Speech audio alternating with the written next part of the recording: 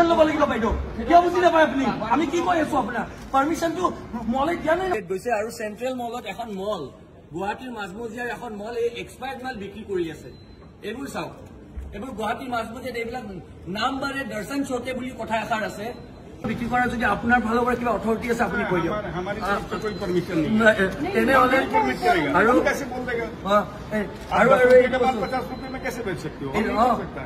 এইটো চাওক এইটো আৰু এক্সপায়াৰ্ড মাল জুলাই মাহতে এইবোৰ এক্সপায়াৰ হৈছে মল কৰ্তৃপক্ষই কৈছে যে এইবোৰ কোনো ধৰণৰ পারমিশন দিয়া নাই উইদাউট পারমিশন শর্মা বাইদেউ চলাই আছে এতিয়া কথাটো হল আমি যেতিয়া সুধিছিলো বাইদেউ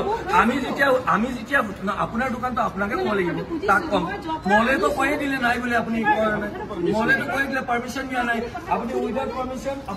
পারমিশন বাইদেউ এক্সপায়াৰ্ড মাল খুৱাব মল কৰ্তৃপক্ষৰ তাৰমানে অজ্ঞাতে আপুনি বস্তুটো দামত বিক্ৰী কৰি আছিল সেইটোৱে হল নহয় বাইদেউ মল এওঁৰ ভাষ্যটো আপুনি মলৰ কৰ্তৃপক্ষ আপুনি বিক্ৰী কৰিব দিছে নেকি এইটো 30 টকা 40 টকা 10 টকীয়া বস্তু এমআৰপি বেকপাৰ বস্তু কোনো বাধ্য দিয়া নাই হা जो जितने का सामान है वो उतने में बेचो ना आप एकदम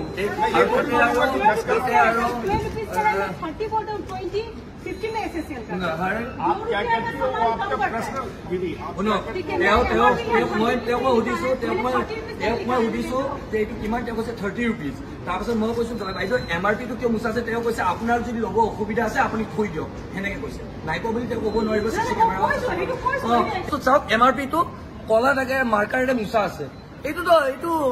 এমআৰপি হল মেক্সিমাম ৰিটেল প্ৰাইচ আপোনালোকে এনেকে গ্ৰাহকক মাধমৰ দি পেলাই মলখনত বহিছে বুলি আপোনালোকে মেক্সিমাম ৰিটেল প্ৰাইচ আপোনাৰ মল অথৰিটি আপোনাৰ পইচা পঢ়োৱা পইচা পঢ়োৱা এইটোৰ আৰে 2-3টা প্ৰডাক্ট পালো এইবোৰ চব এমআৰপি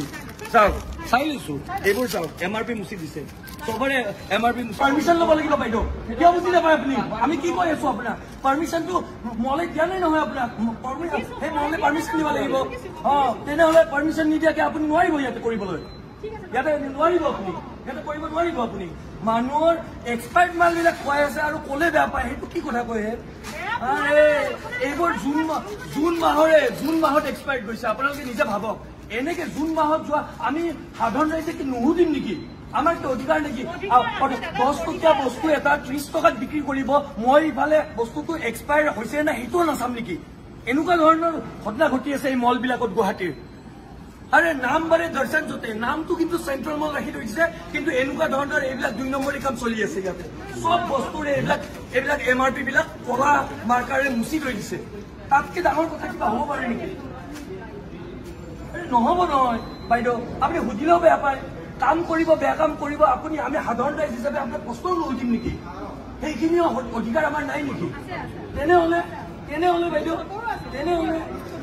চবেই সুধিব যদি ভুল হয় চবেই সুধিব আপুনি এক্সপায়াৰ্ড মাল খুৱাব মই খাই কাইলৈকে বেমাৰ ফুড পয়জনিং হ'ব মই 10 টকাৰ বস্তুটো মাৰ্কাৰে লিখাৰ পাছত 30 টকা দিলোৱে তাৰ পাছতো আপুনি এক্সপায়াৰ্ড মাল খুৱাই আছে আৰু মোক ক'লে বেয়া পায় কি কথা কয় আপুনি বাইদেউ দেখক কি আইন নোহোৱা হৈছে নেকি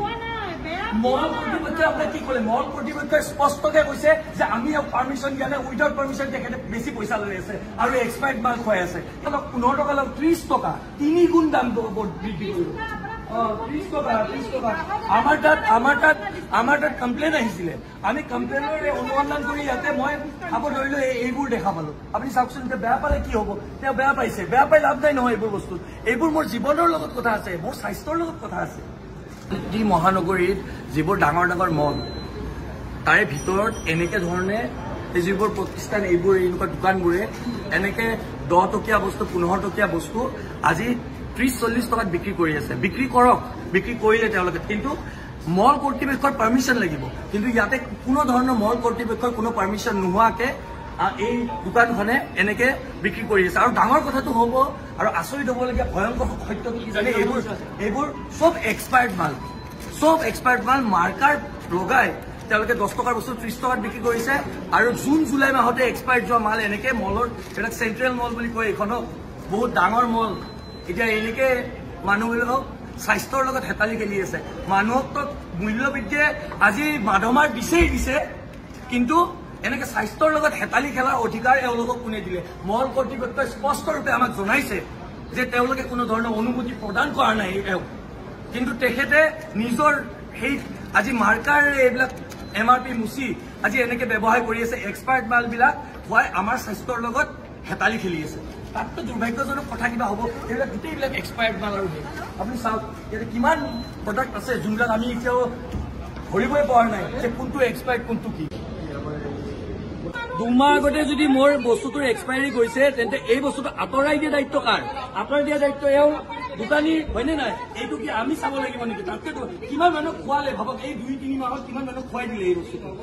ফুড পয়জনিং যদি হৈ পেলাই তেওঁ পিছে গমেই নাপাব আৰু নাম মানে দৰ্শন চৌধে বুলি কথা এষাৰ আছে এই নামটো ডাঙৰ একদম এই চাওক তেখেতৰ কথাবিলাক চাওক তেখেতৰ এটিটিউড চাওক তেখেতৰ ব্যৱহাৰ চাওক মল কৰ্তৃপক্ষৰ বিনা অজ্ঞাতে তেখেতে ভুল কৰিব তেখেতে এইটো ক্ৰাইম জানে বাইদেউ এইটো ক্ৰাইম হয়